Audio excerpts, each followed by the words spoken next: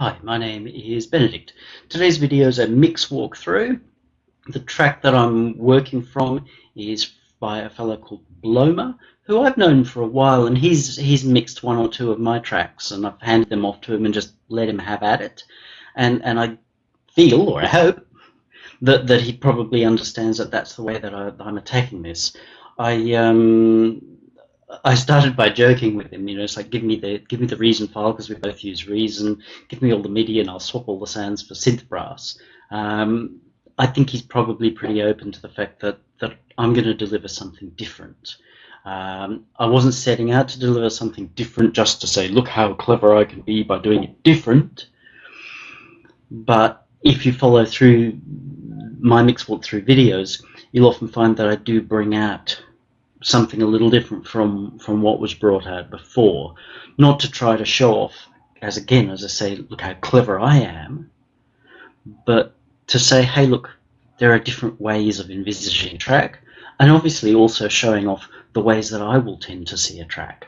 And that's a super important part of dealing with a record producer or a mixed engineer will tend to see what they see. And so the good ones will be looking to sell the song, to find out what's beautiful in this song and sell that. Very easy to have the ones who I these days referred to as Fiver Freddy, who will just be, well, what do you want? Here are the formulas, and they will go around ticking all the boxes. Then you wonder why the track just doesn't really shine. I'm interested in finding out what I feel makes this track shine and presenting that. It can sometimes be quite different from what the artist initially intended or expected. But my policy, my mindset is to honor the song. And if you made a tremendous version of the song, then you must have done your job right. Somebody else can see it differently, to get my grammar correct. But if the person's brought it to me, they're looking for what I see in that track. I figure that Bloma's going to be pretty open to that and knew that what he was going to get back was not going to be the same as what he had before. Oh, little thing I will warn you, that you may see some anger in me today. Just about an hour ago, I opened up a conversation that I started in a forum where I tried to use a painting example where I walked my daughter through doing a better quality drawing than what she had done before. The difference is astounding. Trying to help people see, because people go, I don't understand what you do, Benedict. So this was a visual way rather than the music way. And unfortunately, most of the feedback I've got there has been less than kind, less than well studied. But this guy, who has actually targeted me a few times in the past to say, well, condescending and plain fuckery, he actually accused me of bullying my 8-year-old daughter. Now, that's a pretty fucking serious thing to say there. I drafted a long response, sort of kindly, well, maybe not very kindly, but in a what I hoped was an intelligent manner, pointing out how A, he deliberately missed the point, B, he then used his deliberate missing of the point to twist what I'd said to make me look like an asshole. And obviously that's slander. I ended up getting rid of it and just basically saying, well, fuck you very much for accusing me of something. And I've sent it to the mods. They can do what they want with it, but I can say that if they choose to accept that kind of personal attack and trolling, then it'll be fuck you very much to that group as well, actually for the second time. So if you do see anger come out, that's probably where it's coming from, and it's not to do with Bloma or his track. I've always had a good relationship with him, and he's wonderful enough to let me have at his track, which I've actually really enjoyed doing, and as I said, I've come up with something different. So let's have a quick listen to where I came in, which is, this was Bloma's mix.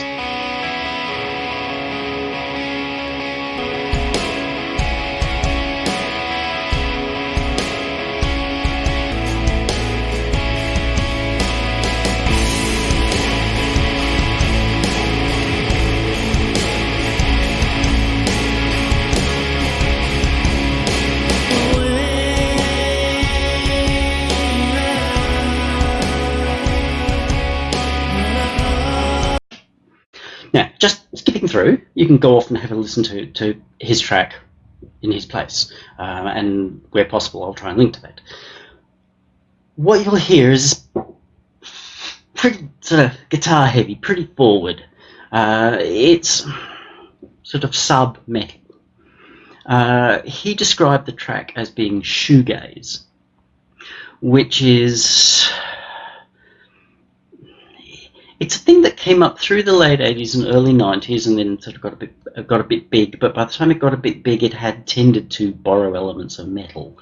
But shoegaze was this really dreamy sort of feel, and everything was quite washy. That's why the vocals are really low in his mix. People did say, and they tended to say this about shoegaze across the board, so it's not judgment on Bloma's mix, that I can't hear the lyrics, I can't understand them, they tend to be very washy. Personally, I didn't love the sort of almost metal approach. There's sort of layers of pretty grindy guitars up against that vocal being buried. I found it a bit, even though I felt like there was a good song in there. So we'll keep going.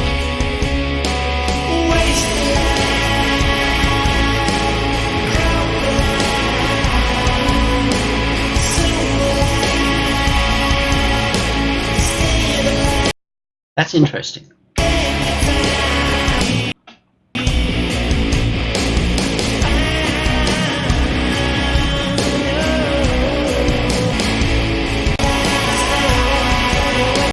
So that's his mix. It's very forward, it's very bright, really forward. Let's swap and have the A-B to see what I did. And once we've walked through this, as usual, I'll actually play you the whole mix. Then I'll walk you through blow by blow the decisions that I made to get to that mix.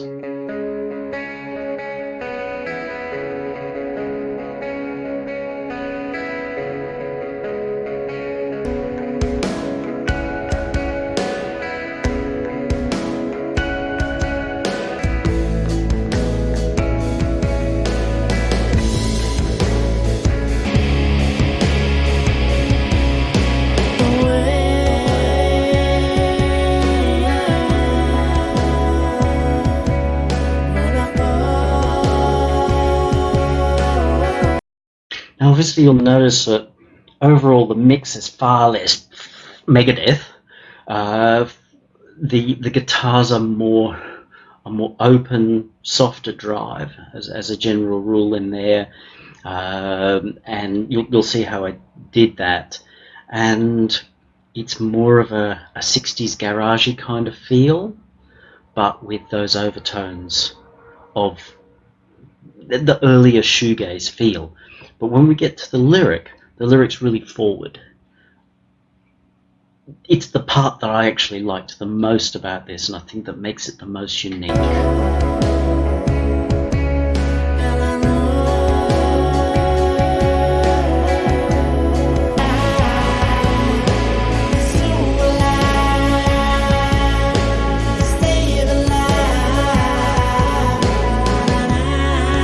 Now I can't understand really a word he sings. I get Soon Will I because it's the name of the track.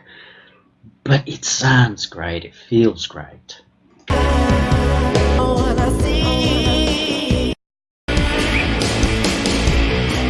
Right, forward.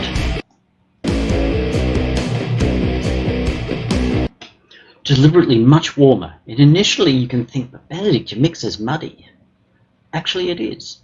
It's a deliberate part of that to go for a much warmer, furrier kind of a feel, because it's supposed to make you feel a bit kind of dreamy and trippy, and the warmer does that, the hard is like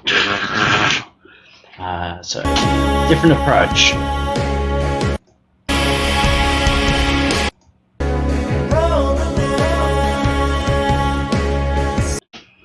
So that's basically the A-B. You hear two different approaches.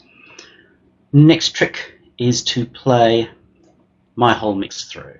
So this is my mix, Bloma's track, Soon Will I, mixed by my good self.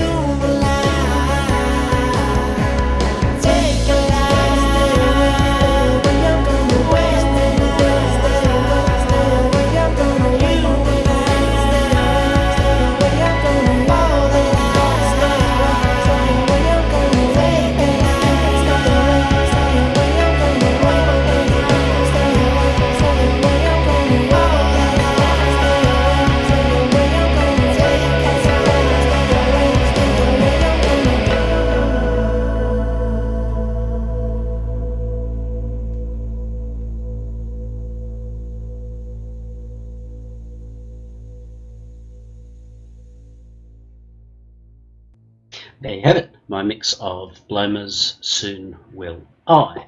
There was one little bit that he had on the end which was rather cool, but I just decided it didn't work with my mix. You get to the end of the mix, he's got this sort of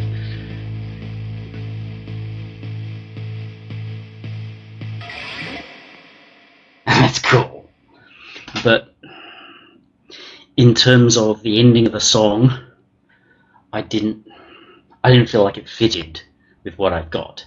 Yes, it kind of fits with his. It's like I say, it's this cool sort of guitar pickup into the speaker and what have you. So it's a great sound, which is why I'm playing it to you, and in a sense, sad to let go of it.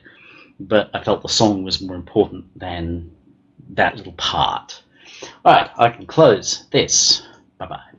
Now to the track. This is the point where I dig in and you get the whole mix walkthrough. So we'll close up these two by having a look at the material as it lays out. Now, it came across and it was organised, but it was not organised in a way that made a lot of sense to me. So I'll say in some ways it was disorganised. We had guitar, the one left and right. I'm not sure whether he's got a stereo guitar or whether they were different takes, but that's the way they were. I didn't see the need to change that. He's got up to 5 guitar takes here, often doing similar things, sometimes doing different things. You can see where he's muted sections, where he's decided, oh, I'll keep that or I won't. I think there's been a little bit of compiling go on in here, which is absolutely fine. That's normal enough in a modern recording to say, oh, we'll do that and we'll do that, and now we'll put them together. Perfectly okay. Occasionally, it could perhaps lead to situations where the transition from this section to that section wasn't as flowy as it could be. In sort of most music that's made post-90s, there is a tremendous drive towards blocks. So even if you don't realize it, trying to get my hands square, even if you don't realize it, it's very easy to be making music in, here's this block of music, here's this block of music, and butt them together.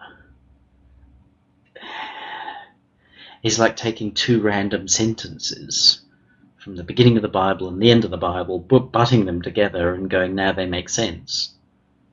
Whether they made sense in the first place is one question, but what's the relationship between the two of them can be damaged. There are a couple of points in here where I felt that could be the case, and to be very honest, I'll try and discuss them as we get to them. There are a couple of cases where, because of the mix that I felt I needed to do, those transitions may not have been as good as well. In an ideal world, I would just simply turn around and say, hey, Mr. Bloma, the guitarist, can we redo that this way? And when we get to here, do that, so that we get nice flowing transitions. Not a biggie, but just obviously an observation that I have. But I did have to go through, put guitars 1 and 2, and then the bus they're mixed into, all into order. They were actually all jumbled up. He'd gotten to where he wanted to get to. I would say, let's try not to be in that situation where they're messed up. Have 1 going into 1, right next to 1, going into 2, going right next to 2. If you follow what I mean, keep everything in order. He'd got all his rhythm guitars mixed into 1 bus, and then he'd got this extra line that does some bits and pieces, which I like. We had discussed that as soon as I got this, I was basically going to go through all of his stuff and delete almost every processor. Easy to think, oh, but that's arrogant. You're being a bully. You're hurting your children. You're destroying my song. But your song is not your effects units. And this is not to Bloma, this is to everybody in general. Your song is not your effects unit. Can Slash play a guitar without a Marshall stack? I truly hope the answer to that is yes. I truly hope that we could give Slash a Well, what would be the enemy guitar for him? A Strat. Let's make that fucker play a Strat through a Fender Tweed. That'll really fuck him up, won't it? Sorry, being angry.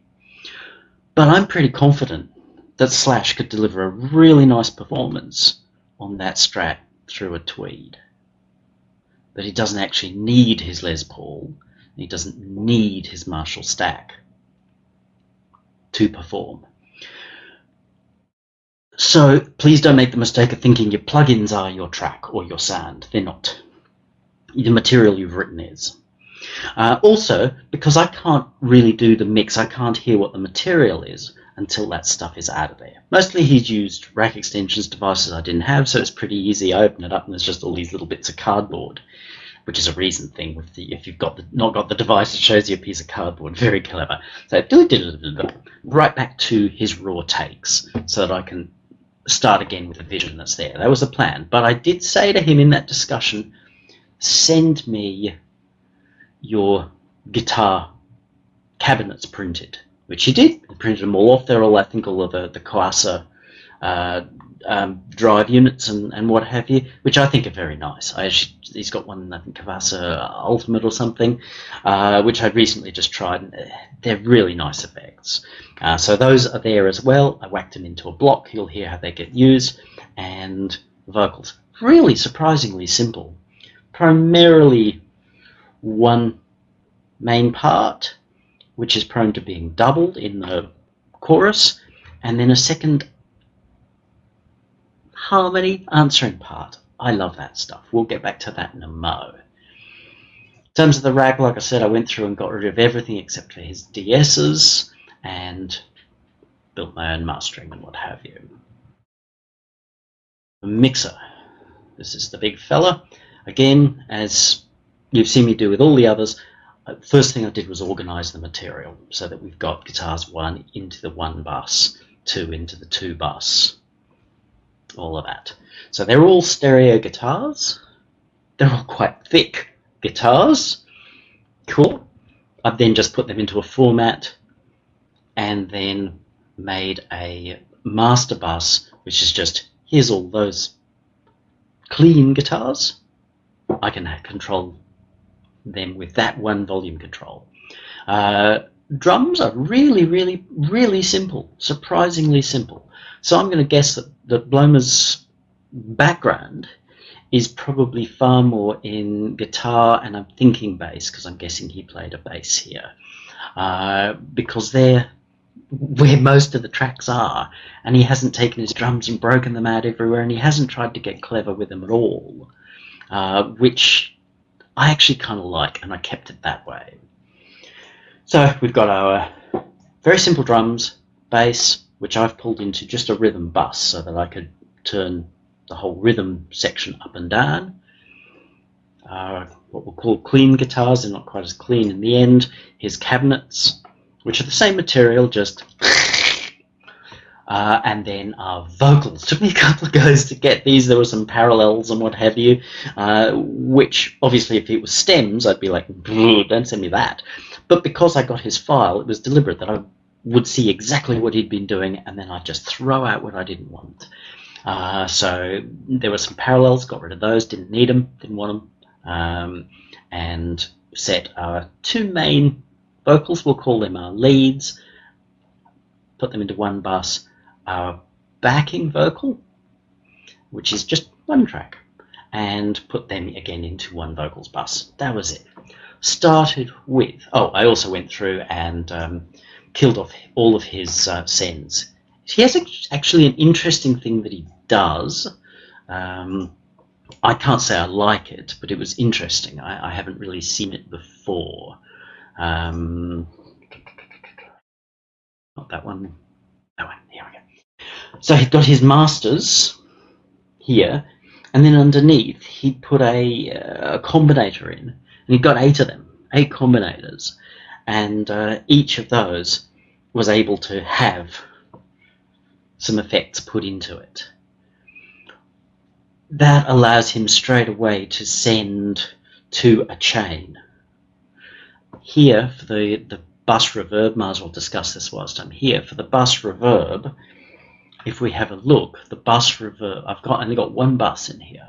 I like to keep my bus as really simple as possible, especially where I'm trying to make it feel raw and live and all of that. One bus, which is just the reverb, the room that I've decided to put it in. In this case, I've sent it through a quartet to give us some ensemble type effects, a classic bucket brigade ensemble sort of thing. A little bit of the old noise to up the top, sparklify that.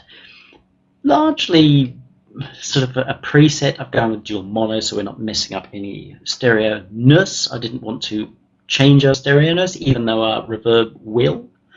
At that point, I didn't want to. I just wanted a really nice, thick reverb. I listened to halls. I listened to rooms. Initially, I thought, oh, I'm probably going to want a room for this.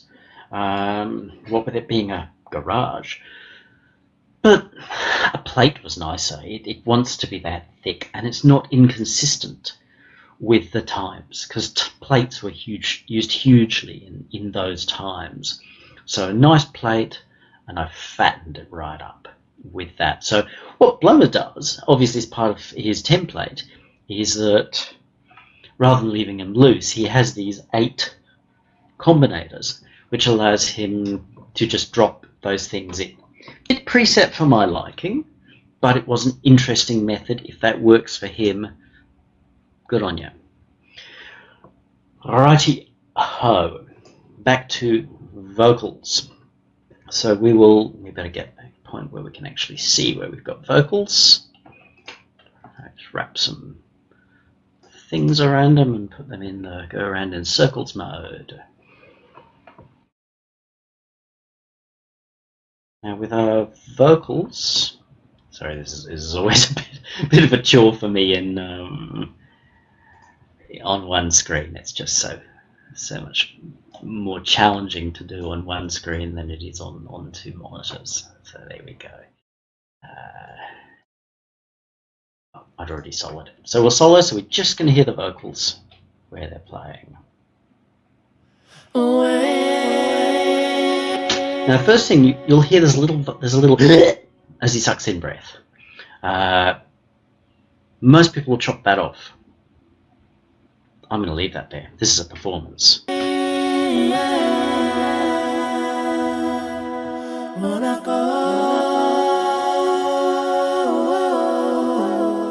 So that's our reverb, that's our plate.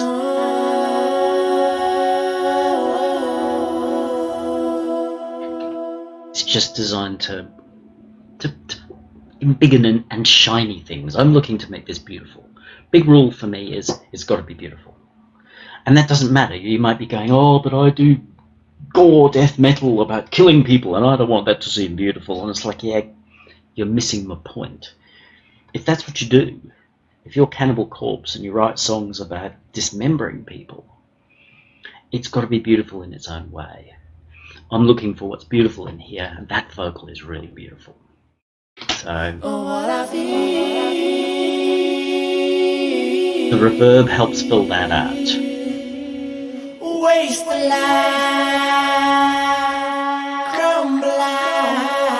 Okay, let's go back.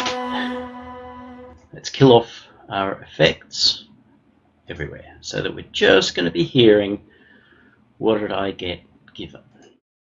Soon will I save a life.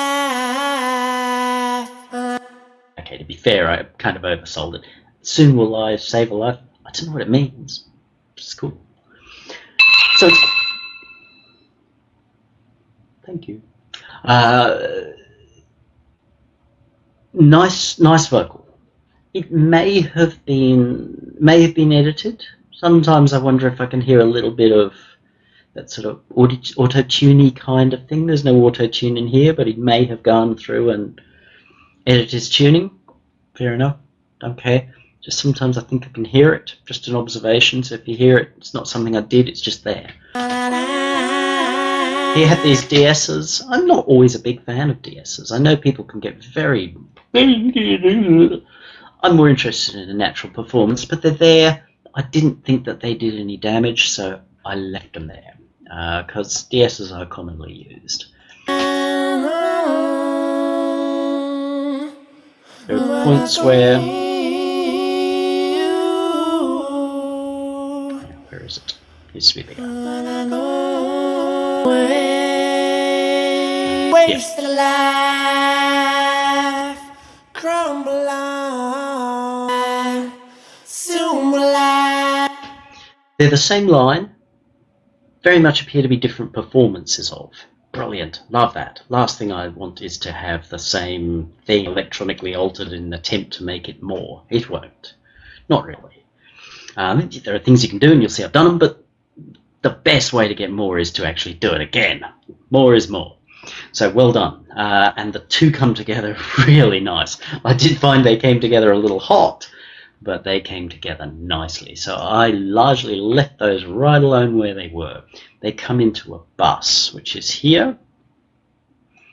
We'll just work on them here for a moment. Life, crumble on, soon will I. The first thing I noticed was that particularly on the beginning of Waste of Life, or whatever it is, they hit really hard, which is cool. That's his performance. I'm not saying that is wrong at all. That's actually good. But I needed to control that. I didn't want a compressor riding this vocal, but I did just want to control it. So in that case, really fast attack, pretty fast release. I'm not looking for distortion here, but reasonably fast release. Very high threshold, relatively hard cut, or ratio. You know, it's like a little bit like a limiter, but not a limiter. Just to say, that's as far as we go there, buddy.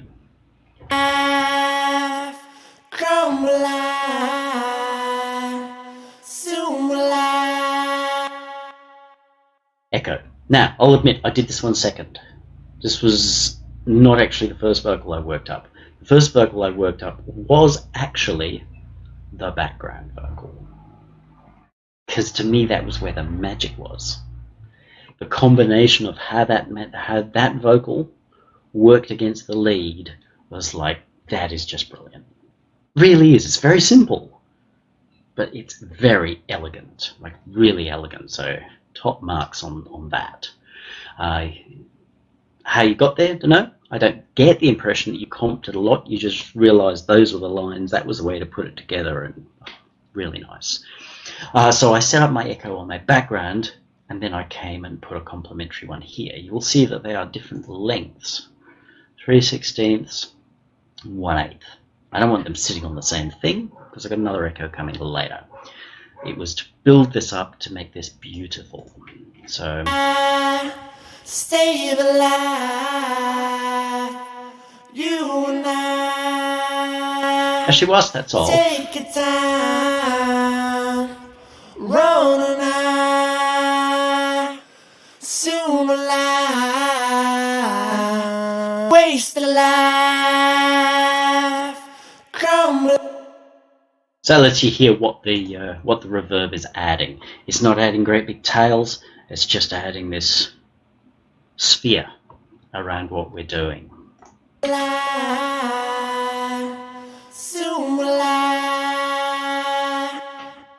Just delighted with that. We've then got the backing vocal. I'll just solo this guy up.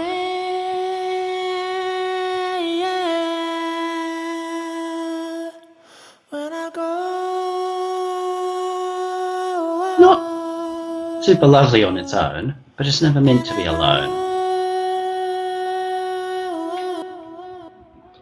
Largely all I did on this, we should actually look at the EQs as well. We'll just drag this fella over here. So you'll see that on our main EQs I kind of did nothing. Just lopped off the bottoms, obviously, because they're not doing anything. We've got a bass line underneath there. We don't need to be muddying that up. And we do want those vocals to feel quite shiny. So again, we're not looking for stuff happening down in the 40 hertz arena. The lead vocal, I've made sure that it stays at the front by not getting clever in the middle here, but simply by giving it boost. So reasonably high, giving a few dB to give it that air, so it has more air than anything else. That lets it sit in front. That's your lead bass. Now the backing vocal, not a lot, but if you look carefully, this took a couple of goes to get right, it really did. Got to be patient. I found a sense of, well, where's some warmth and body in his voice here. I don't want those two separate vocals because they're sometimes singing different things as you go when we get to the end. I wanted this one to be warmer. It would be easier to simply say, oh yeah, we'll just cut off all the treble. That'll fix him. No, it won't fix him. I want them to be different. They're different performances. I want them to be different. So I've given him just a little bit more broad body in the middle. So it makes that backing a little warmer. And warmer is good here because it wants to be friendly and embracing. He went for a more kind of aggressive sound. I've wanted to have a warm, embracing sound. So I want his backing vocal to really be that. Because this is, as I say, the combination of these two is where the magic is. So his backing vocal, as I pointed out, just got an echo on it.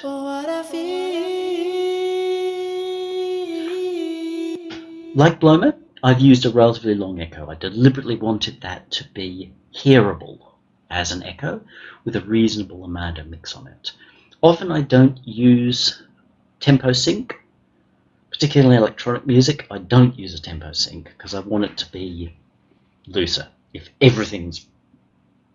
it's cool, but even if you listen to Kraftwerk singing "We are the robots," not everything's tempo synced, and that's part of why it feels so organic. But because this is sung, and sometimes he starts singing before the bar, and all those cool things that rock stars do, tempo syncing works nicely here. A little bit of filter just to warm off, and that's basically it. Not a lot of feedback. We don't want this to be going on like 8 years after the track finished, but to give that feel of it carrying on. It makes it thicker and warmer. Then it all comes together. Let's just turn these fellas off. Yep, they're all out of the way.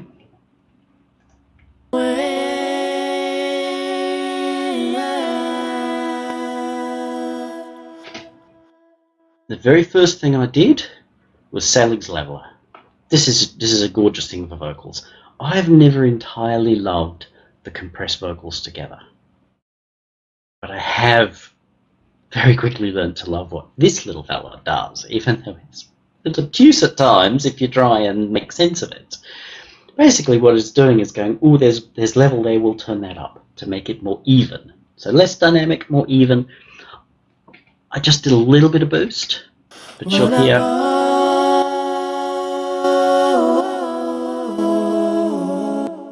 To be fair, I'm boosting the whole overall signal by 6 dB, so let's just turn that off.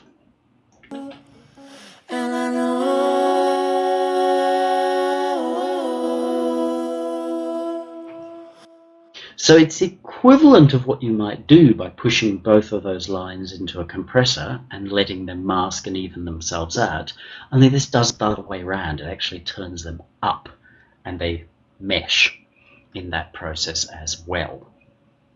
Horses for courses, do what you like, get the result. This does it quickly. I then added 6 dB because I turned things down so the main vocal, when it was doubled, wasn't splatting because it was.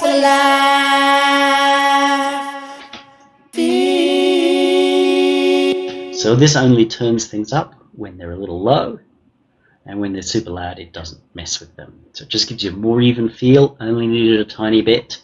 Thanks, Selig. And pitch blend. Yes, pitch blend. And a little bit later, as I was getting the mix more completed, I came back in and put another couple of effects in. The first that I put in was this echo. Waste the life, crumble life. on its own, it's heavy-handed. It really is. That's why I wouldn't have done that. If this was an a cappella track, I'd be leaving this out. Soon will I stay alive. That's just gorgeous. I love that. That is really, really beautiful work. We could have taken that and built a completely different kind of track around it, and it'd be gorgeous. This is beautiful work. Bloma's given me his track, which I think is cool, and so I've built around this. But once I got the rest of the mix in, with the guitars and all that's happening there, this became a little dry on its own.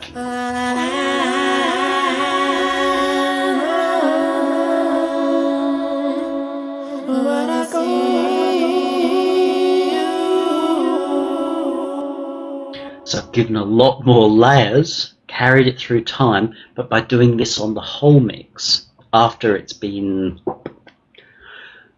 it a different feel again. So it's taking the echoes on the individual vocal lines, smushing them, and then echoing them again.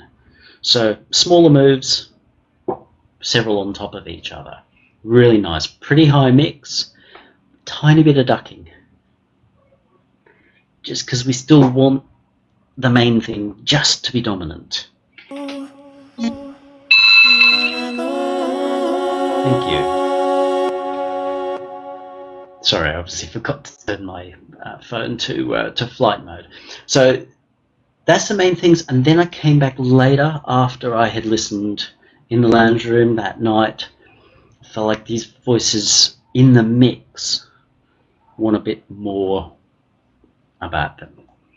Not the first thing that I reach for, but was prepared to do it here because it works for the track. It's what the track wanted.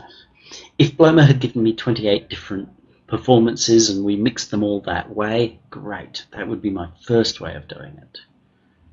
But he didn't, and nor was it necessary to really chase him on that. Because, again, with the old Bucket Brigade, analog style, delay ensemble effect,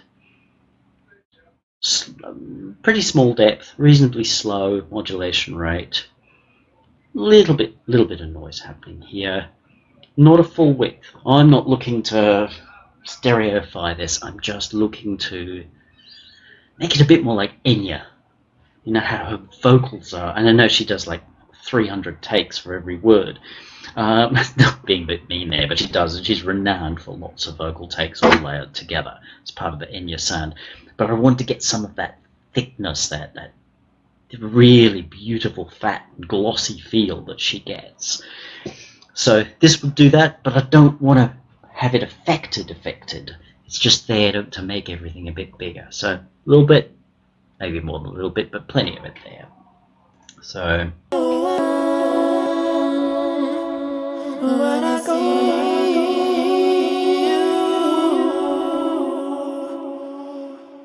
again, that was after I'd listened to the whole mix put together. On its own, it may be a little, but I'm interested in the mix. So once I'd got a pretty good idea of where I wanted my vocal to be, how I wanted it to feel. Oh, and I'll play you this last bit here. I love this.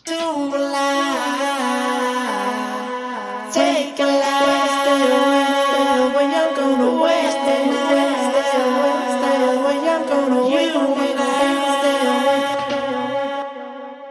that is just great. Don't know what set you on doing that, Bloma, but that is just really wonderful. Incredibly simple. It's 2 lines. Lead delivered as a pair, and a third which is running a counter. A call and response. It's great. Stay away or something. Don't know what it's about, but oh boy does it work just wonderfully. So it was important to get this right. So we did look a little at panning. You can see it here. I've panned our 2 lead vocals just slightly out from each other. I am not looking for Tipton and Downing stereo anywhere in this track at all. Little bit out. The main lead bass is just in the center, so we've got our 2 voices like that. Our backing voice I've put over here as well, exactly the same position as our second lead. Our second lead I have pulled back a bit. See how they're not the same level as each other?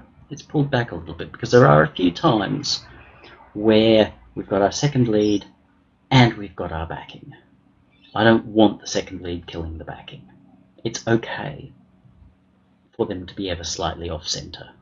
We're creating stereo more here and then allowing it to spread than saying it needs to be over there and having kind of nothing in the middle. It helps it give that old style 60s 70s style mixing by not saying let's unison everything out to infinity and beyond.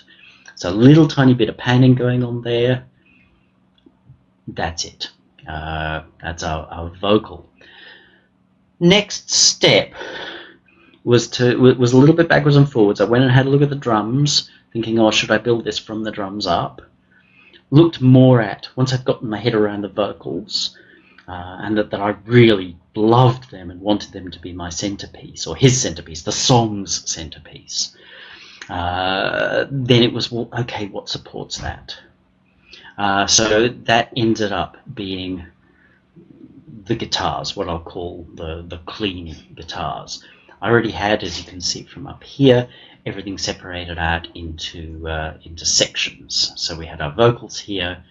This rack has just the cabinets. This one has those guitars.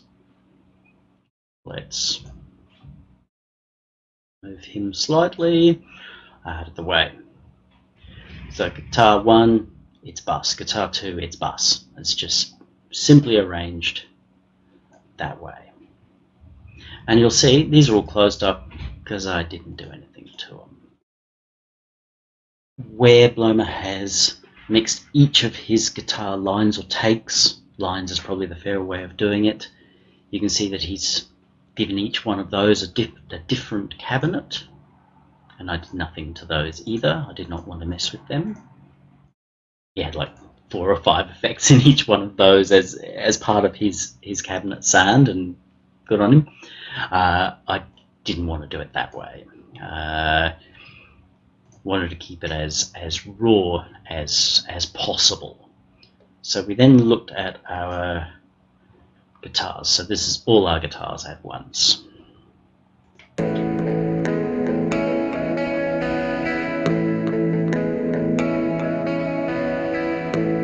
Let's go through and find our effects.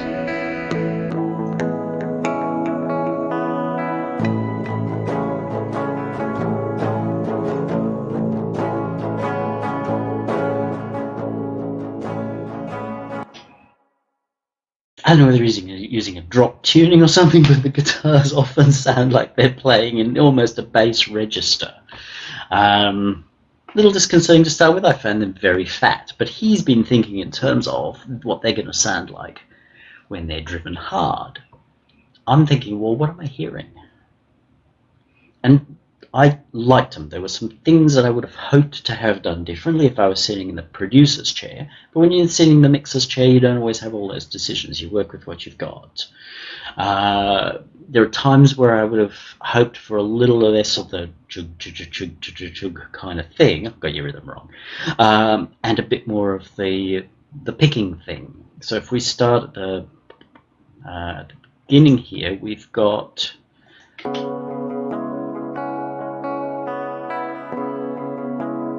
I like that.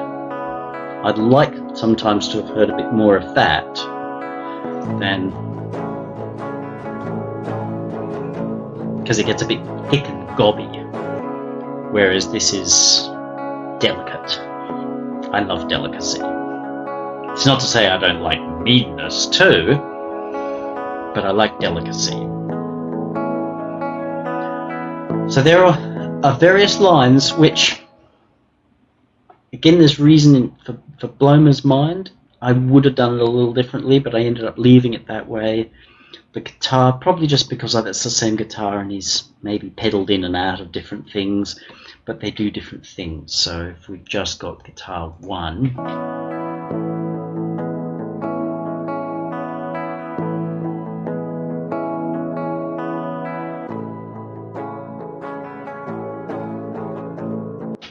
it changes.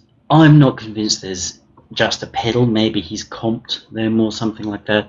Sometimes they feel a little uneven. Oh, there was more under there. That explains what was going on there. I wonder what that was. I don't know.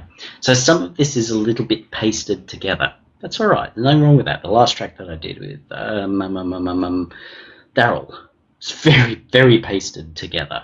It's the performance that counts. You don't fully notice it, but in terms of this, if this was recorded in 1967, it wouldn't have been done this way. The guitarist would have maybe hit a pedal, or we would have simply, yep, okay, finish that take, then go do another one, and they wouldn't be on the same track. I made sense of it. Wasn't a real problem. You see, when Daryl sent me all of his separate tracks in one thing, I had a problem with that. But I just had to work that out. And sometimes I felt like I wanted to do things a little differently. But I worked with what I'd got. So that's the first one. Essentially the same thing, just slightly different playing style. Same again. So they're really just pushing this one thing, which works in very aggressive metal because there isn't necessarily the ability to do other things, or when you are doing other things, and the guys who are just doing this stay low, and the guy doing goes high, so that they're not fighting with each other, because it sounds like this. Number 4 doesn't do a lot, but I do like what it does.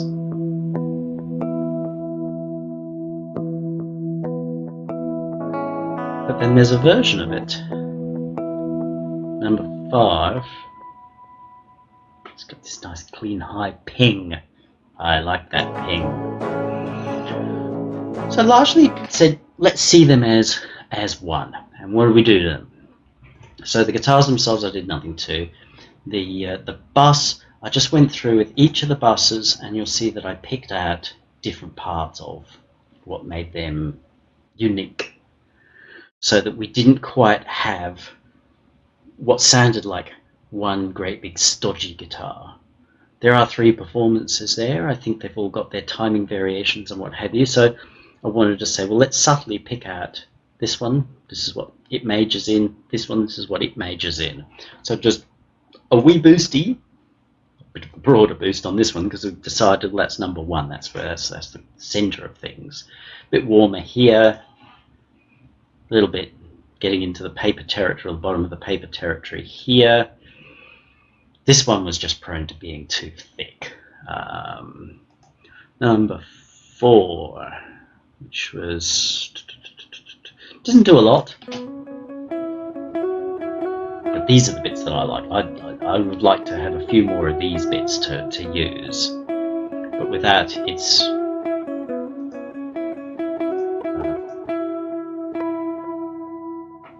in terms of the mix, it just it kludged up. So I wanted to focus more on clarity for that fella. They come together into the rhythm bus. So we'll go back. You'll see I've made this sort of unusual thing. I really had a lot of backwards and forwards on how I was going to handle this. And at one stage I was looking at a 50-50 split between wet and dry. So, dry, wet. Ultimately, once we got into the mix with all its parts, while this sounds quite nice on its own, it started to just get too thick. It was losing clarity. It just became gobby, as in lumpy, like lumpy porridge, as is the nature of clean guitars, and especially clean electric guitars playing chords. They just sound like bloop. And it's tricky, which is part of why people like drive on them, because it clarifies them, makes them more clear. So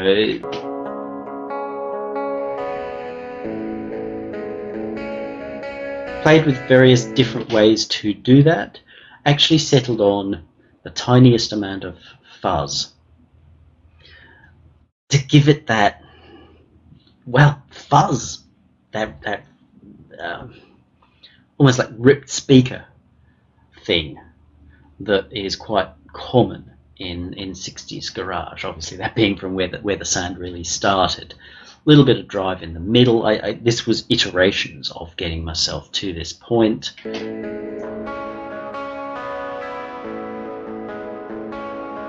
A little bit of middle, because in the mix, these guitars are the middle of the mix. We've got a bass, we've got a voice, and we've got guitars in the middle. So I want to focus on that.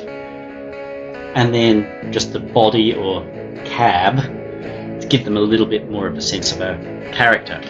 Now you might think, gee, that's a bit strange, but you put all those guitars through one head and cabinet. Yeah, I did. What that means is that when there's not a lot going on, particularly with just one guy picking, you get quite a clean tone. When they're all having at it, you get a crunchier tone. So that moves itself. I don't have to sit there and tell it where to be. I can use the laws of fuzz to create what becomes quite a natural feel, because it's the laws of fuzz, not the laws of Benedict. I did think, oh gee, am I supposed to be going and putting one of these on every single one? But no, I wanted this to come off quite natural. Again, quite 60s in a garage, where it was not uncommon to have a couple of people jacked into the one combo amp. So get upset if you want, but I was chasing a result. I liked what I got. This one, which number 5, sometimes it just does this really nice high clean strat kind of thing. I did various things, including boosting its highs and what have you. Ultimately that became a problem. Gave it quite a bit of chorus and quite a wobblified echo. So looking for, I'm just trying to think in practical terms what it would be. So it's chorusy, but some elements of a tape echo, or even into a springy kind of a feel. On its own, it sounds a bit much, but within the mix, it sounds nice. And sometimes you'll hear it just does these little pings.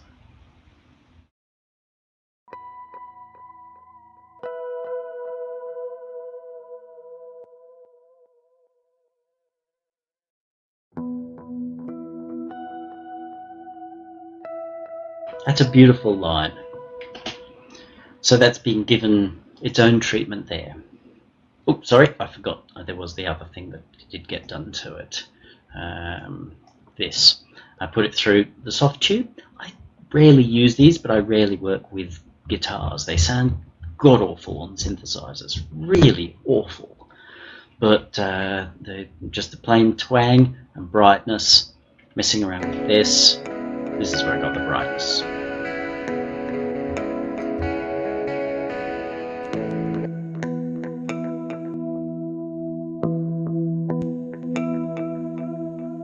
So I'm really looking to pick out the pick sound in that ting, ting, ting. Really like that. And this is the first time I've been delighted with what I've gotten out of this device. And it's done its job beautifully in this situation. They all come together into this bus, and this is where I have then compressed them. Now, guitars as such don't need that much compression, because the more you've put them through Dr. Distorto, the less dynamic range there is, because it's just throwing them up against the wall, which is what makes them distort. But in here, I wanted to again really give them a bit of a heavy crush. So together,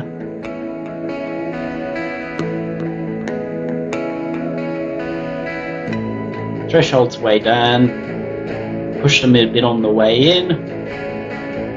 Quite a long release.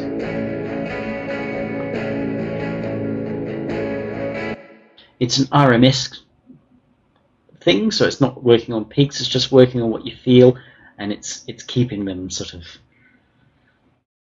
pushed together, squished together, but in a nice way to make them kind of thick, but at the same time to also make them a little bit more like this than this, because if they're like this, it's very hard to mix them and get them in place.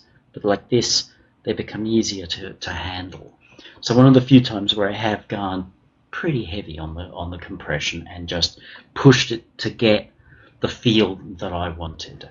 So that's those guitars. We've got our driven guitars as well. So let's just go and unsolo them. Nothing was done to these, as I said, not a thing. I'm happy that that's the sound that Bloma wanted out of those guitars. Now this is what's driven his mix. His whole mix has been this.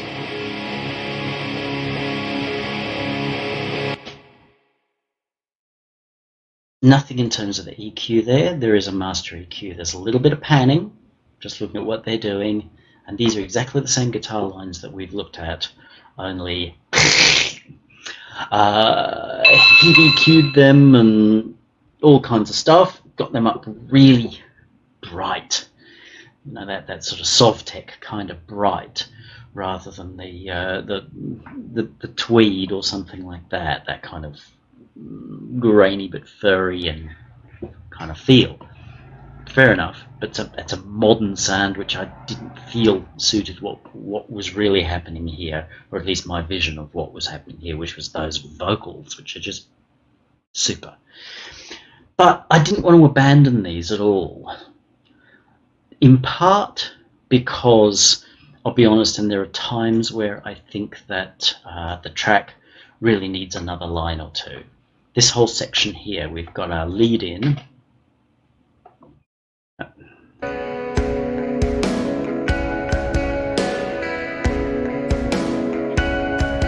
Now I've pulled up his more melodic thing, his ping and what have you, so it gives a little bit of movement here.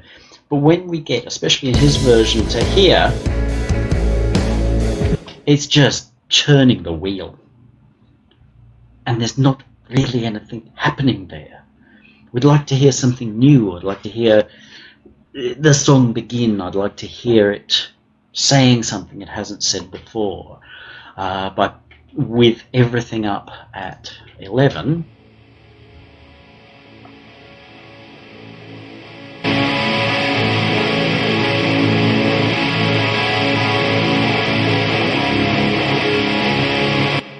it's just kind of saying, without even so much of the swing back, it's just like, I've hit you and you're going to stay feeling hit for the next 30 seconds. Not having a go, it's just this is how I felt about it. And it's how I felt about it when I first listened to it. And when I first heard it and thought, you know, I reckon I can get a go at that. My first thought was actually to see, I wasn't thinking, oh, let's get rid of the distortion, was just to think, and this is where the joke about replacing everything with synth brass came from, was like, I want to put a line in here.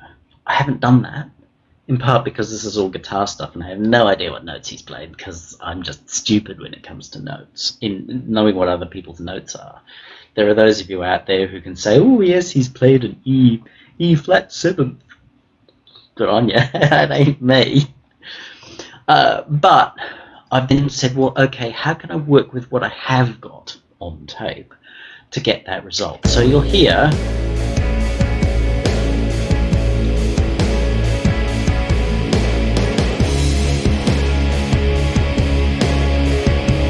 it fade up.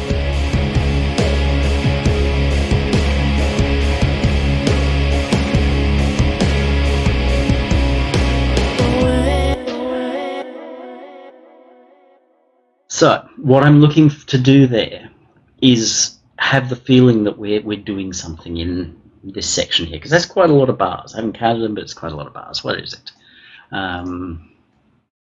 8 bars. He's having, on his mix, he's making me hang for 8 bars. This is my feeling on this. So I said, I don't love that. I don't really want to feel like I'm there.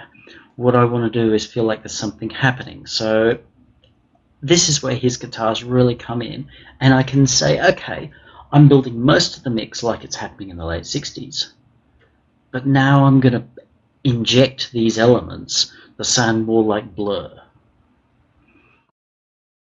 And that's his cabinet guitars, which I've just taken as being this blob. I have EQ'd them. I'll get them up here.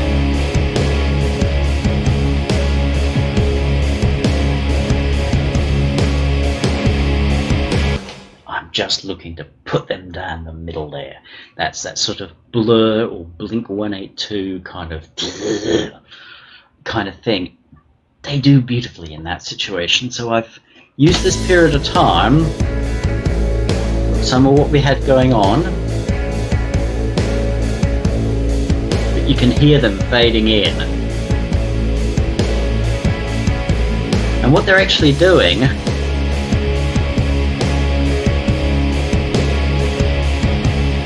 is building tension.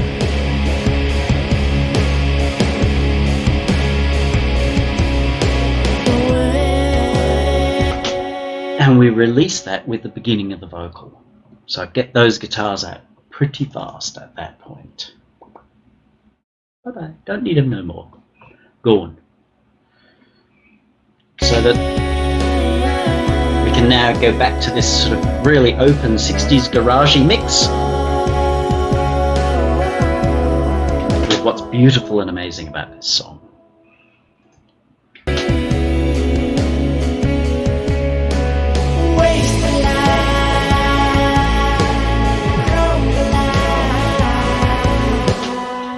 Use them here. Sorry, you can't see me pointing at my screen. Get excited there. Again, they come back in. They're not coming back in at full volume, but they come up at that point to push, to create some drive.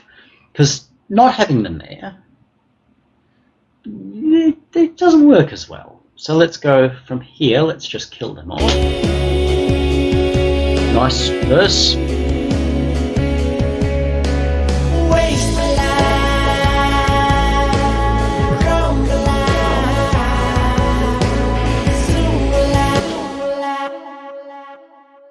We could perfectly well get through without them. I'd set up the mix that they didn't need to be there, but I also understand that Bloma's put in these big-ass kill-em-all guitars. And as I've said, there is a case in which they are very useful, which is that sort of Blur kind of thing. So rather than saying, screw you, your guitars suck, and throwing them in the bin, I've said, look, where can I use them? Where can I work them in a way that I think adds a little bit of drive? So while part of the mix I'm showing you is sort of 60s garagey feel, in another part of the mix I'm showing you a more 90s kind of a thing. And it's not about decades or anything, I'm just using them as an example so that you can see and understand. Same again here.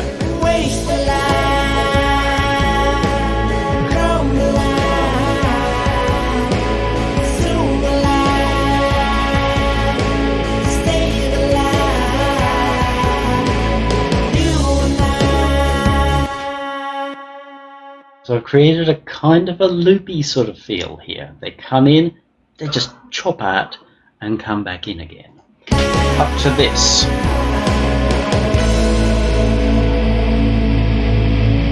Oh, normally a rock song, has a lead. Slash steps out, Brian May steps out. We haven't really got that here, we've got this thing.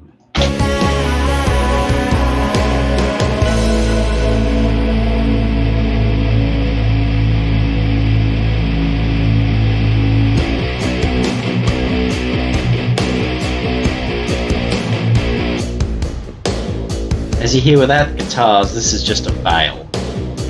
Now if I just brought the guitars, the heavy guitars in here, the problem is there'd be a new element. And it's not to say you can't do it, but I thought nicer to introduce them here and then let them turn loose. This next bit, I will admit, could be problematic.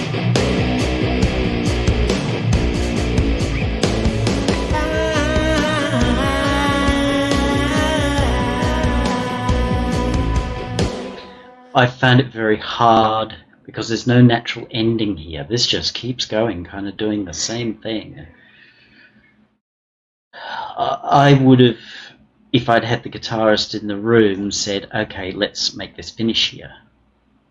You're doing the... Finish it somehow. Do a guitaristy thing and finish it. Whether that's just like... I don't know, but it's not what I wanted it to be, so I've tried to come up with a creative solution, which is carrying it through the mix. This vocal comes in a little quiet, so I've pushed it. There's also a little bip. There's a something that happens in here, and because I've echoed and what have you, it was getting picked up. So I've gone in there and done what I can to edit it out a little bit. Not too much, but just a little bit to give it so that it doesn't mess up the mix. I'm quite open about noises and what have you. As you saw right from the beginning, the very first noise you hear, most people would edit out. But these I felt like, yeah, we can probably get rid of those. But that transition from the to that vocal just feels to me like it doesn't resolve. That's that block mentality of I've got that bit, and I whack them together. I would have wanted something different there. Like I said, if I'd had the player in the room, if Bloma would be with me, I'd have turned around to him and said, hey, we want to do something here. But I think I came up with an adequate result, and I've had a few goes at it. Initially, I dropped this right out. But then listening to it in the lounge as a piece of music, I felt like, yeah, you don't want to do that. So I've kept the guitar going through this section, but just quieter. It fades out. Oh, the other thing I've got to say is that our clean guitars, the fuzzed guitars, as this pushes harder, as the distorted ones push harder, these guys pull back. Otherwise it is just bleh. Sometimes I don't do that, but there are times where I just have to do that, and I've done that a lot here. And they even take a while to come back in.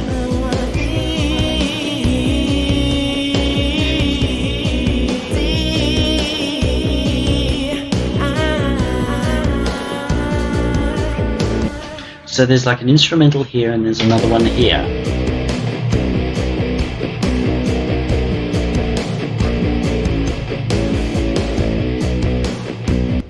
But again, my 2 cents is that it's just... Again, the rhythm's a bit wrong, but it's just kind of saying this one thing over and over again. I don't fully get why it's saying the one thing over and over again. I'd like it to have moved a little bit. Some kind of lead, or just playing a little bit more with this cool sort of pingy sound.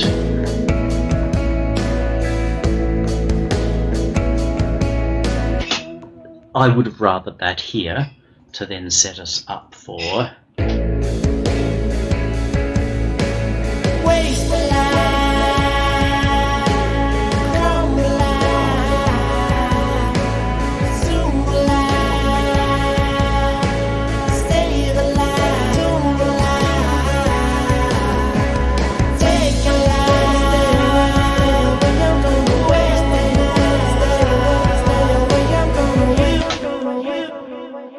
So we had to get to there.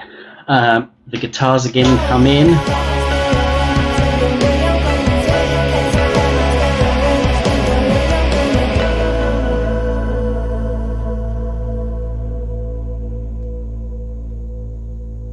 Yeah, how I've really let that voice hang. And as the other instruments go on, they kind of carry the hang of the voice without anything else interfering. There was a cool bit that Bloma had. I wanted it to just hang. Next, that's the bulk of the mix right there. It's a simple mix, which is actually great. The best rock and roll is really simple. It's not that I don't like big highfalutin productions, Manfred Mann and what have you, but when you can do it simply and elegantly, it's beautiful. Drums. Drums were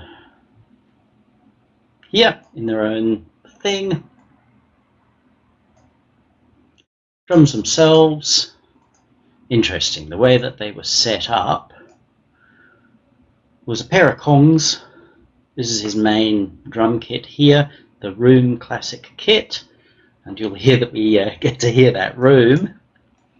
We'll turn off what's happening with it, and actually I'll turn that off too for the moment. So we got real drums.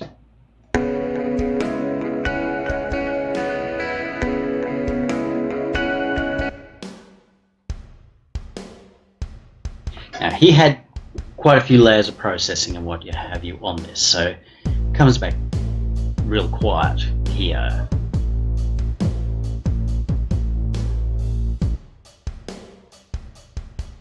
Don't actually want that.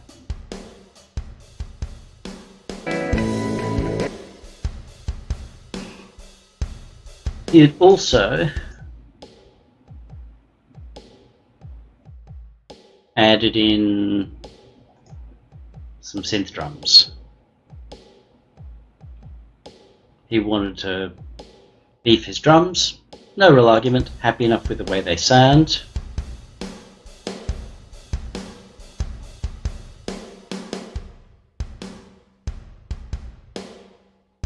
Can't say I noticed a massive difference, but I had no cause to argue with it, so I treated that as though this was the drum sound that we'd got. Did do a little bit with the EQ and other effects, but also with the panning. So some of you will go, but you can't do that. And I'll go, it's my goddamn mix and I'll do what I want. And you probably didn't even notice it until I told you. The drums themselves are mixed off a little bit. Oh no, they're not in the center. I left these alone. They're just backing, so we can forget them. I don't do anything with them. But here, the whole kit is moved slightly. Well, actually that way. But the snare is put back in the center. So the kick is actually sort of there, but the snare ends up here. The snare is more important than the kick. I've also rolled off a little in the tone, quite a bit with the kick. Don't want that to be too bright. And a little with the snare. I don't want them to sound like samples. There's reason how they're going to get brighter later. Hi-hats off to the side as usual, so you will hear them coming from that speaker. It's always backwards. Toms and what have you, I've left them as they are. Nice. Who doesn't love that? And the cymbal gets used, and I put that a little over on the other side. So drag that out so that it sits a little bit off to the other side. So our kit is actually using a bit of space as well, which helps it seem a little bit more alive. We don't hear it stereo, and I absolutely haven't done the jam some over there and some over there kind of thing. It's not a Beatles recording, but just if we had a stereo mic in a room, what might we hear? That's been my approach to that. After that, my approach has been, how do I make these samples sound like they might be organic? Now the first thing I did was this. I brought in the Echo Mode, full mix. Now this is a frequency shifter. It's not a pitch shifter, it's a frequency shifter, so it just takes all the content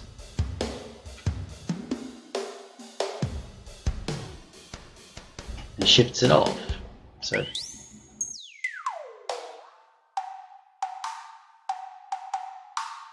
no. But there's a little bit of LFO happening here. A tiny bit of that happening here. It's not in a mix, otherwise it gets swishy. Cool effect for what I do, not for what this is. This is supposed to sound like it's the late 60s in a room in a studio, probably a cheap one. So it's given a little bit of movement. Not everything hits exactly the same. The next indignity is that I hit him pretty hard with Dr. Distorto. This is a freebie I stumbled on KVR. Mars Distortion.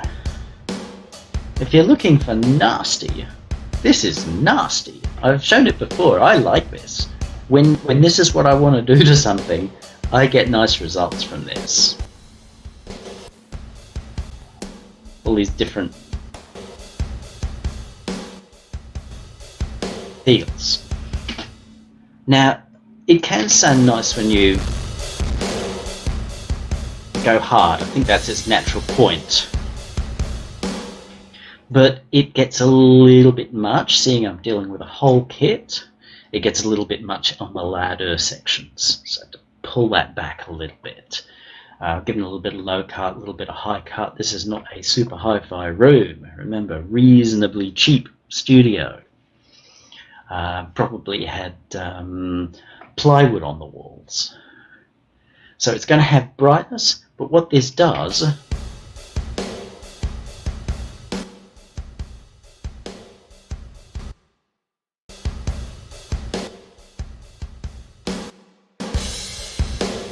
is three things.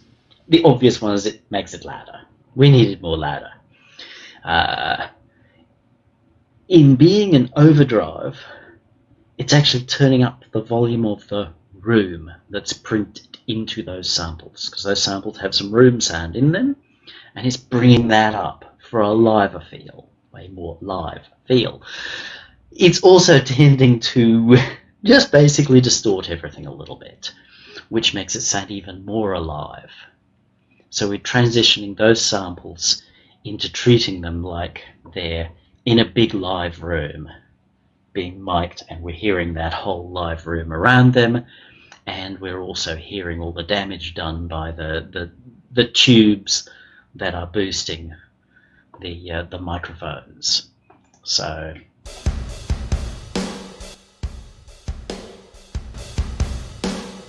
if we turn this off,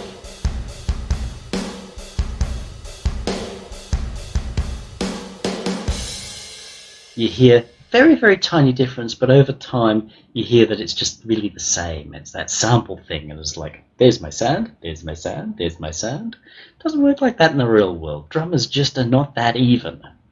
I've met a few who are, and I wouldn't really want to work with them because they got no feel. So this is taking samples and putting a little bit of feel in them. It may be in a way that's technically wrong, but I couldn't give a flying banana peel because it gives them feel. That's all that matters. That's all the kids care about. And then we give them a bit of the old compressor. Big, huge sounds. You know, we're really excited by our enormous room. And while absolutely not necessary, I have put a gate on here, because that's the kind of decision that the engineer in that room probably would have made. Oh, well, we need to get rid of the noise from everything that's going on. Yes, it would have got rid of the noise floor when the drummer wasn't hacking away at his kit, but it also would have cut off those reverb tails a little bit. And therefore it became part of the sound.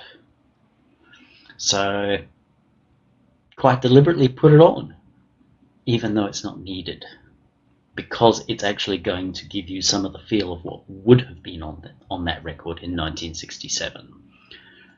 So, way to beef up a pretty simple kit.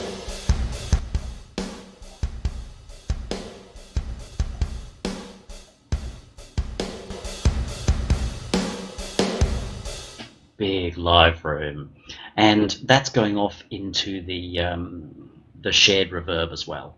Everything's going to the shared reverb. Every bus, so the guitar bus, which has all the guitars put together, that's going off to that plate reverb, and these are going off to that plate reverb as well. So we're very much in one room. Quite echoey, but when you put it together, it works. Now, the next thing that we had was our bass. Not 100% sure. I was working initially on this being a real bass, and maybe it is, but in some ways it sounds like a synth. The thing is, it's clipped like a bastard.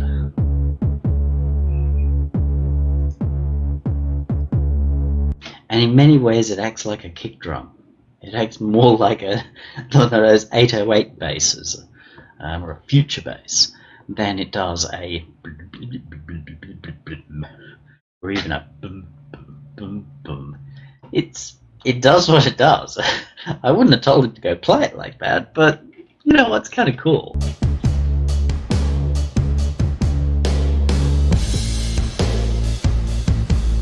But seeing, remember, as I said, our clean guitars are quite bassy as well. We had to sort of decide how to make these set.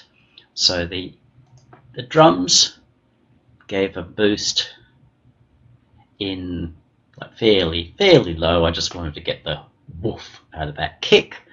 Get rid of some of the middle here because that's going to allow a little bit more space for the bass and a little bit of space for the lumpy part of the guitars, which is going to be there regardless of what we do, unless I make them sound super thin, and that's not kind to anybody. Tiny bit of boost there, just in the mids, but I've rolled off the tops. I want these things to be warm. Warm, warm, warm. Very tempting to go, ooh, sounds like disco, but it's wrong. Just wrong. We want these to be warm and believable. Our bass, I played around with the bell curve in the sensible place down here. It wasn't working out that way, so I decided just a broad bass boost like you'd get on an old desk, but then to jam them through this together.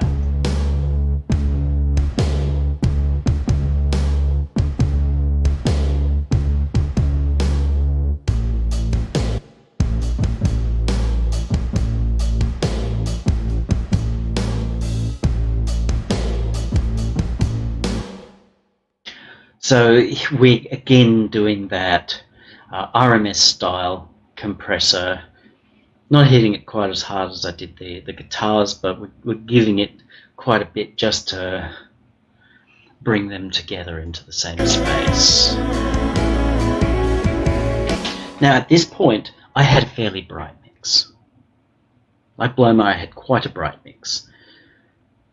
But something always felt wrong. It wasn't quite sitting right.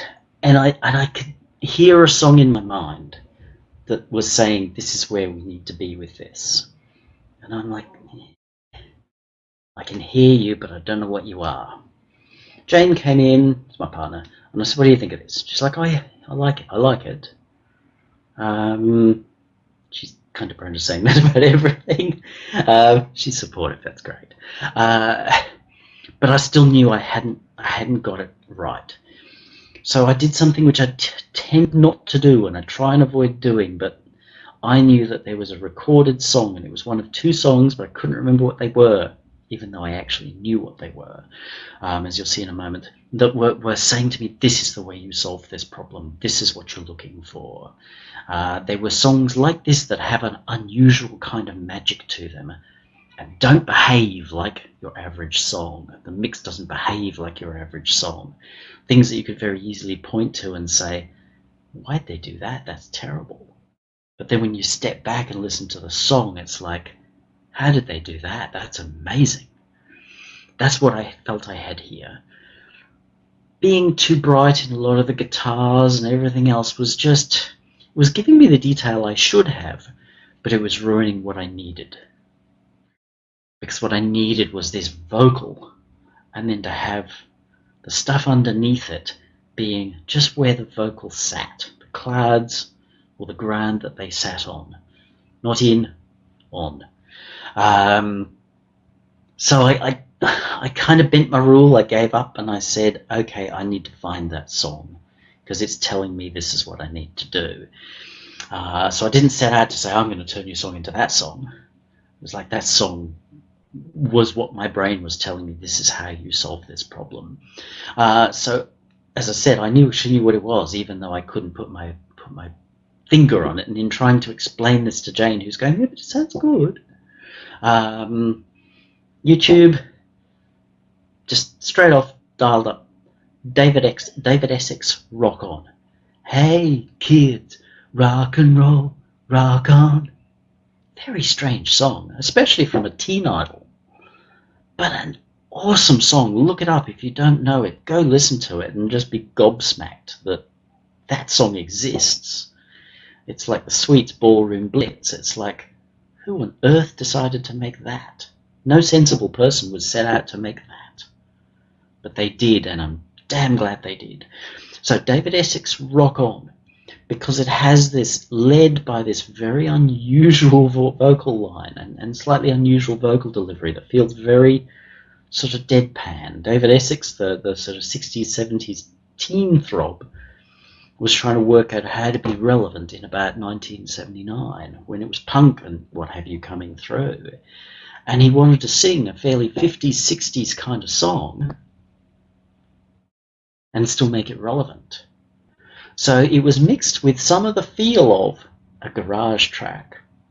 It was also covered in dub delays, which is why I pushed my delays more on the voice. Not to copy, but just because that's part of the magic of that song, the dub delays. But overall, the mix is quite muddy. But it really just gives you the tone of Essex's voice. Hey, kids, rock on, rock on. And it makes this magic. So then I went through and actually got rid of a lot of the highs on many things. So that's where these guitars overall had a pretty aggressive haircut in the high end. So from 2.5, bye-bye. I didn't want to low-pass filter them. I've taken a little bit more off the bottom because obviously as I got rid of some of the highs, then they've started to become a little bit more dominant. So just rolled those off. So we've given ourselves a peak in the sort of 300-400 area, which is just warm, really warm. So I wanted those to end up feeling quite warm and furry. So if we pick up our guitars,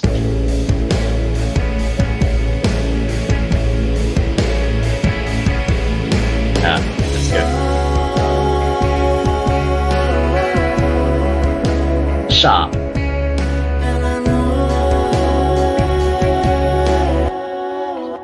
And it actually brings out a little bit more of the melody. So rather than the sharpness of some of them, that slightly melodic thing, which I wanted more of, actually comes out. It's warmer. I haven't totally killed the highs, but I've done what would have happened at that time, which is that you don't want to hear the wasp in the jam jar, so you roll them off quite aggressively, and the gear often rolled all that off quite aggressively as well. There were plenty of things back then where you weren't hearing much above 5K. So I went through everything that was in our backing, as in not the vocals, and looked to make it less clear, less trebly, so that we could get that distinction of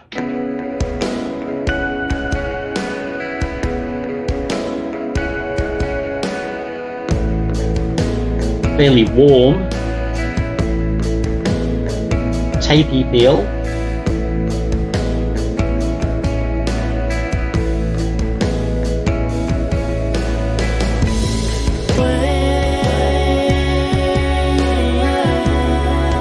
and then these voices really come out, and it means that the voices don't need to be pushed a lot on the highs,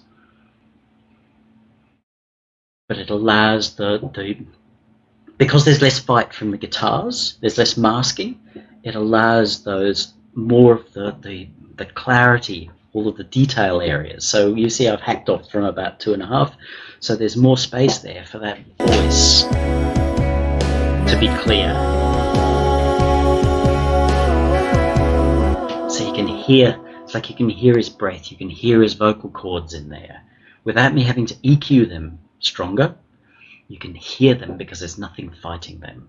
It makes them more magical, and to me fits in with that sort of 60s shoegazy kind of feel, that we've got this wash of things happening, and out the front we have this really interesting vocal. That made my mix. That was basically it. I've told you everything that was done now. That's how we got to where we got to. For a mix with AB against Bloma's, and his is aggressive and forward, and mine's quite like this, but the voice is really forward. So when we get to this,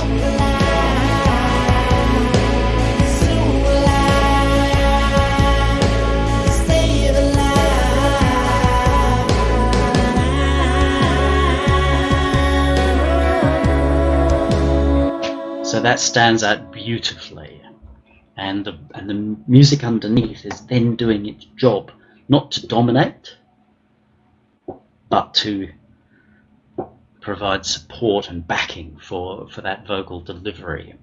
In terms of the mastering, pretty over easy, so fairly high threshold. I'm only looking for a couple of dB of movement here. I'm not wanting to press this any harder. It's been pressed in other places. It don't need pressing again.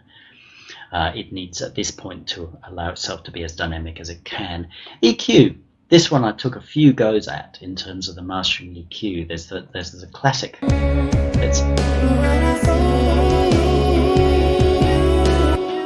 Sounds nicer. Why wouldn't I do that? But it wasn't in keeping with the feel that I wanted. It's easy to say, oh, but it sounds nicer because it's clearer. There's more treble up there. You've given it more air. I didn't want to give it more air.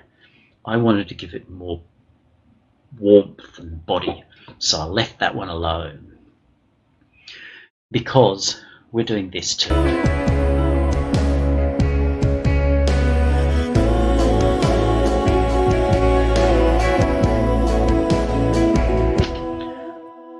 The little bit of the old soft tube saturation knob does give us some overtones. So commonly my master will be this little couple of dB boost at about 7-8, and then the saturation knob. Just the boost alone sounds nice. The two together is quite bright and splashy, but in this case bright and splashy was the last thing I wanted this mix to become. I wanted it to feel warm and mysterious. So we get rid of that. We allow this, because these add a little bit of splash, but they also add a kind of a warmth as well. So that worked. We have a lot going on in this area. So it seemed a good plan to get rid of just a little bit of that thickness, just to get ourselves up to level. I could have this peaking regularly, but then it's going over minus 12 dB in the RMS. It's going to sound really loud. I don't want this to sound really loud. I don't want this to be an assault on the senses. I want this to sound kind of magical.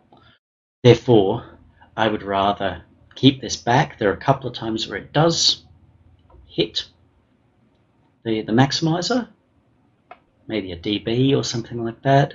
But I'm not looking to push it.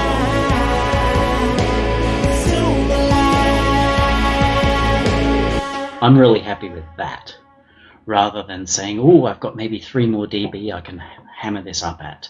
It's just going to sound too loud. It's going to lose some of its magic. This guy I like, and commonly becomes my final stage in the process. It's got a tubey thing going on. Exactly what it does, I don't know, don't rightly care. It is like the saturation knob. It's prone to adding a little bit of extra something. I'm always going, well, is this good or bad something?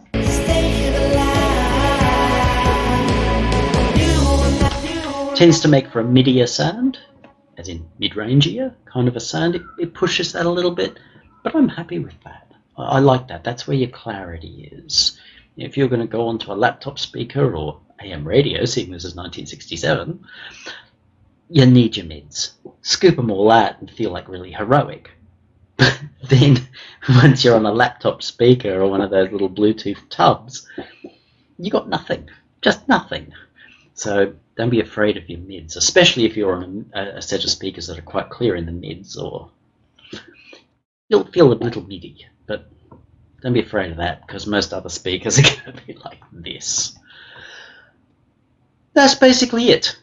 So came in with a track that I thought sounded interesting, felt like I wanted to make some changes, and to be honest, didn't really end up making those changes that I was looking for or thinking I was going to do in terms of adding notes.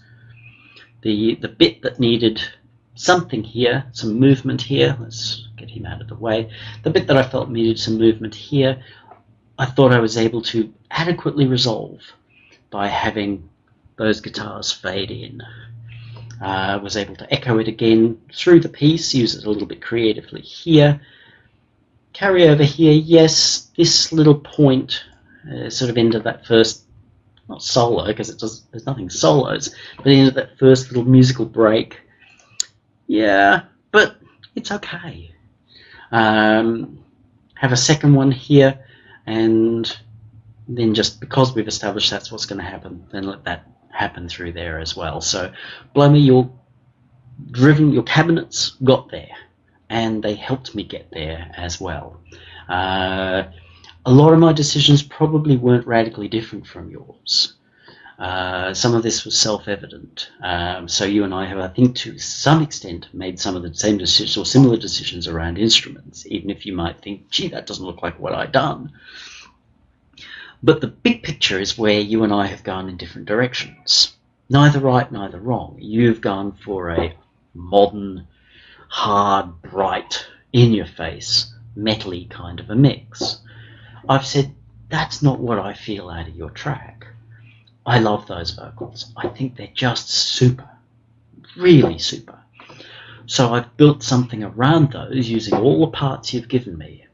Nothing got chopped except for that little bit on the end. Oh, and I did add, whilst I remember, to be very fair, I took one of these guitar pings, I think it was this one, and put it here, just to help create a little bit more focus on that voice, because that voice doesn't come in as hard as I was hoping it should. I wanted it to hit just a little harder because it needs to establish its attention. So because the distorted guitars, the cabinet guitars were dominant at that point, I've just borrowed your ping to say we're going back over here now. It helped. You probably didn't even notice it, but it helped. So no new content, just slightly moved. I think it was a really interesting track to work on. I had my feel of what it needed to do, didn't know how to do it, followed and trusted my intuition, which ended up taking me to the David Essex track, which I keep kind of hearing in my head as I'm working on this. Because I couldn't quite express it myself, hearing what was done with the David Essex mix allowed me to say, that's what I'm trying to do here. Turned it off, didn't listen to it again, no more A-Bing, it was just like, that's the answer. Really pulled a lot of the clarity out of the overall mix and the master to allow that vocal to really be the star of the show. And I hope you like the mix. I hope you find that a really interesting mix. If you're not Bloma, which statistically you are not, because there's only one of him and like billions of you, then I hope you also see whether you like or don't like my version compared to Bloma's version. I hope that you can see the logic behind what I've done and how you can take a mix and really reinvent it. And for you, that can be a case of if I just don't feel like I'm getting this right, rather than continuing to do exactly the same thing, maybe it is like some of what I've expressed here, and this is what I've told you about the David Essex situation, is that maybe there is another way. Maybe the song actually wants to do something different. In my mind, this is what Bloma's song wanted to do all along. It wanted to be this way. So it getting itself heard by me and to me is my way of saying, however new age you think this is my way of saying that Bloma's song wanted to be heard this way. Any questions? You got a box down below. Ask them. If you just want to write me meanness, go somewhere else. Start your own blog. Be mean there. You can say nasty things about me over there and it won't bother me. If you're thinking, gee, Benedict, I'd like you to help me realize something different in mine, I have a massive website, lots of info about me, and form all over the place where you can ask me to work for you, with you, or collaborate. If it's collaborate, then it's either going to be like a mix walkthrough here. You don't get the mix. You send your friends over to hear the mix. Works well for everybody. Or collaborating in some other way. Otherwise, talk to me. The worst answer you can ever get is no, but let's be really open and kind to one another and see what we can build together, just as Bloma has allowed me to build something out of what he made. Thank you. You have a great day now.